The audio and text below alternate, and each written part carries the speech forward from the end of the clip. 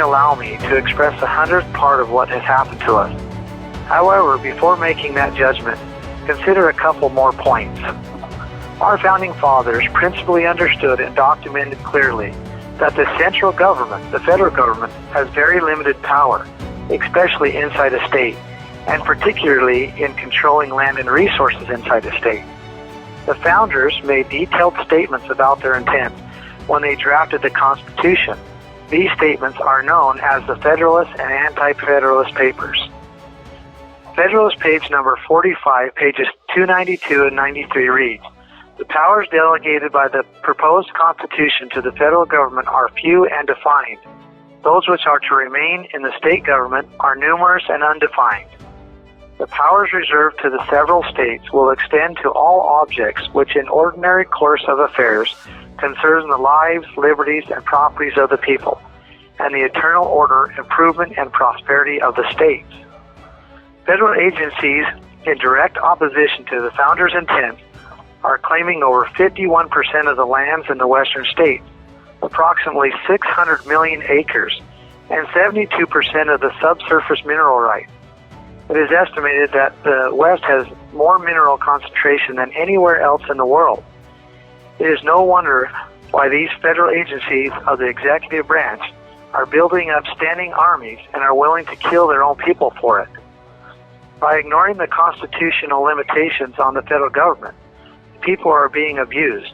The land and resources in the states are being held and sold for federal profit, and the people are left begging for the crumbs, just as the founders predicted would happen if the states lost their gallant patriotism and stopped enforcing the limitations on the central government. Unfortunately, the states cannot properly protect the people without the taxes from the land and resources. The people cannot put food on their table, clothe themselves, or build their homes without the land and the resources.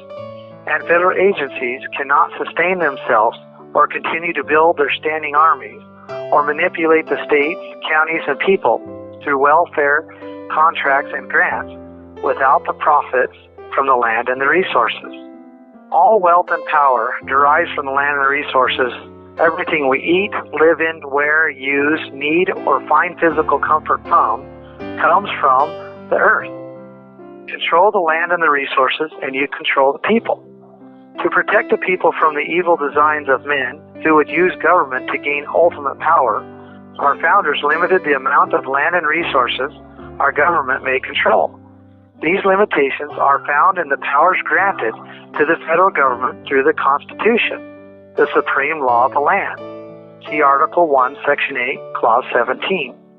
Our family ranch was put under siege by an army of federal agents, 200 hired mercenaries. Our lives were openly threatened, at gunpoint, for many days in a row. Our cattle were run to death by helicopters, shot from the ground and the air, then buried in mass graves right in front of us. Our century-old water infrastructure was being destroyed by federal backhoes. We were body slammed to the asphalt, tased, gang beaten, detained, and interrogated, and had dogs sicked on us. Our children multiple times had the red dots of hired snipers on their little bodies. The Hammond family and thousands of others across the western states have had their land stolen, water rights taken, and experienced a full list of similar abuses by these federal agencies of the executive branch. Agents of the executive branch claim to have legal, unlimited authority to abuse the people and control the land and resources. We, the people, are in danger. The Constitution prohibits their actions. Everything that is American is against it. The United States is not a communist form of government where the government owns and controls everything. This is against our founding principles, and our founders made it against our laws. The only way they have gotten away with it is because the Department of Justice, an agency of the executive branch. Yes, the Department of Justice is another agency of the executive branch, not the judicial branch.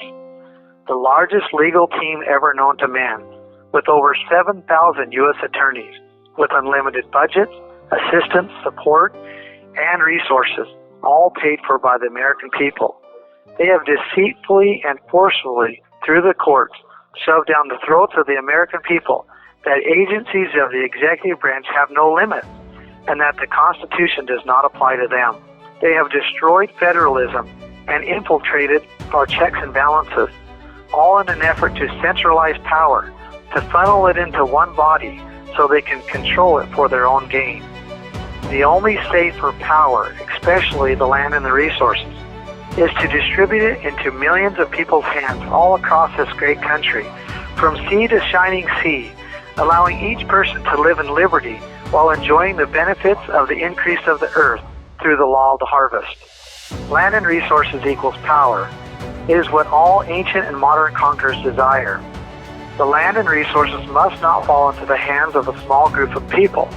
It must not be centralized or nationalized. Our food, water, homes, clothing, transportation, our communication, everything that sustains us and everything that we find physical comfort from hangs at risk if the heads of these federal agencies obtain their ultimate objective: control the food, water, air, lumber, iron, and other resources, control the use of the earth, and you have obtained ultimate power over the people.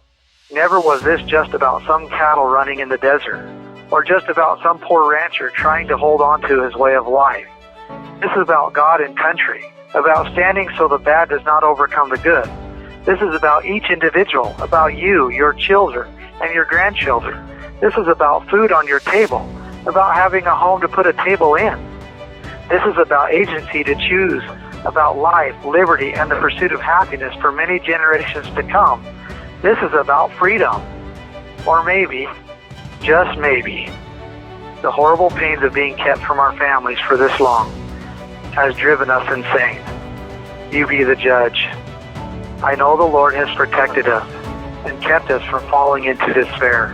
I know He loves us, and in time I am certain that He will allow us to go home and have that so desired reunion with our little families and all the others we love so very much. Thank you for listening. Ammon Bundy.